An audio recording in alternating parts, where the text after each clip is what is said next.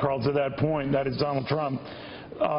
You either get along or go along here. I think he's sort of reaching out and saying, hey, let's all get together and let's get this thing moving. They're resisting that overture. That's fairly clear. Oh, yeah, I think they are, and I think that's crazy. All right, and what does Mike Huckabee think, the former presidential candidate, Arkansas governor, on a day where Mitt Romney has inserted himself back into this race again? Last week, demanding the candidates, namely Donald Trump, turn over tax returns. This week, saying he's going to make a major announcement. We have no idea tomorrow from Utah on the state of this race. Governor, what do you think? Maybe he's going to give out his tax returns again, just for old time's sake. I don't know. I can't imagine. Maybe he's going to say that he's been maybe misjudging this contest, and maybe we just let the voters decide, and then all Republicans come together, whoever the nominee is, whether it's Trump or Rubio, Cruz, Kasich, or Carson, and we just get behind him and beat Hillary. Maybe that's what he's going to say. That's what I hope he will say. I doubt it, but that's what I would love for him to say tomorrow. You know, very early on, you had been saying you were not nasty, even when you're a candidate in the debates, talking about Donald Trump.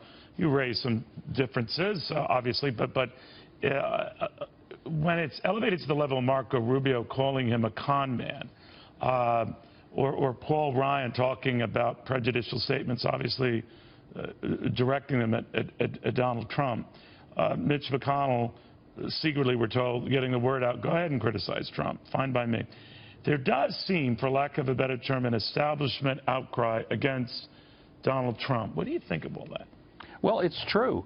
And I think what's amazing to me is that the establishment guys don't get it, that the reason Donald Trump is doing so well is because the establishment has done so poorly for America. They've ruined this country. Look, we have worked hard to get them elected.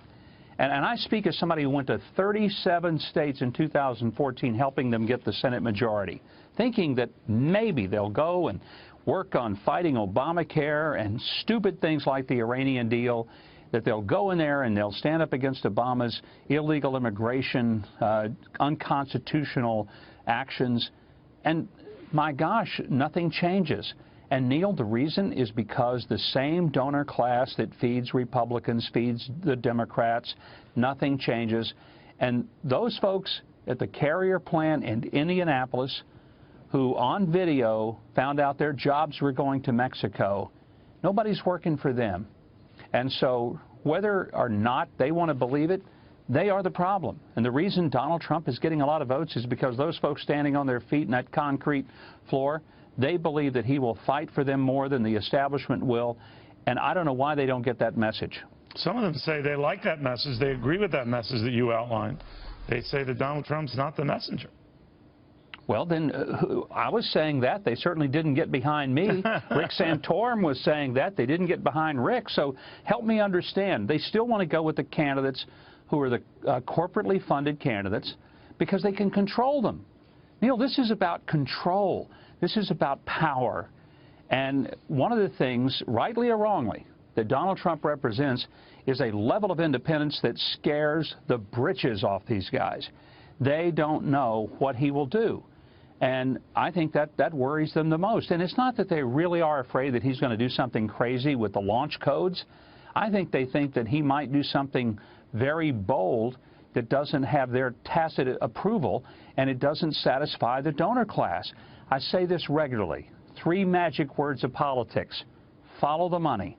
And when you follow the money and see that the same donors give to Democrats, give to Republicans, things don't change, that's what people are upset about. We're in the midst of a revolution, and we ought to be glad that this is a revolution that is likely going to be bloodless. It's going to be decided by ballots, not by bullets.